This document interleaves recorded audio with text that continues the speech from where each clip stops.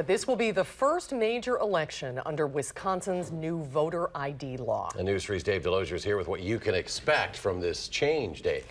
Yeah, guys, you know, an awful lot has been made over this new change with the voter ID law. The biggest concern some county clerks have is that people won't try to vote because they're worried about whether they have the necessary ID.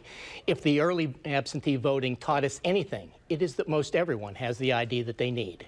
I think turnout will be very strong. Call it the calm before the storm. At a polling place in the town of Middleton, poll workers spent the day pre-numbering the stacks of early absentee ballots, work they won't need to do tomorrow when this place will likely be busy. Statewide, they're estimating 40%. I think it'll be significantly higher in Dane County, closer to 60%. With so much interest in this year's election, voters need to keep in mind a change to the law. It's our first major election with the voter ID law in place, so voters need to remember to bring a photo ID to the polls. That means a driver's license, a Wisconsin ID card, passport, or student ID will work, except for UW-Madison students who need to get a secondary student ID at Union South, something that caused problems during early absentee voting. We did see folks come in who did not have the right ID. It was mostly out-of-state students who had a Minnesota or Illinois driver's license and did not have the secondary student ID. That was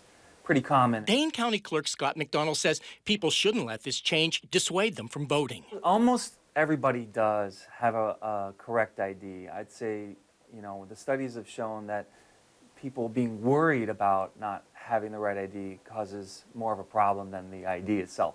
So just grab what you have, bring it down. If you don't have the right ID, you can vote provisionally, so you can still vote. Now, another great resource to answer questions about voter ID is a website, myvote.wi.gov.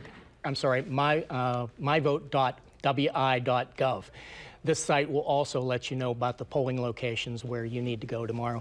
And Eric and Susan, another really good piece of advice is it's going to be very busy tomorrow. If you can try to manage your day and get out and vote in midday, you can probably avoid standing in long lines. Yeah, give yourself a little longer time on the lunch break or whatever it takes. Exactly. Some good info there, Dave. Thanks. Thank you, David.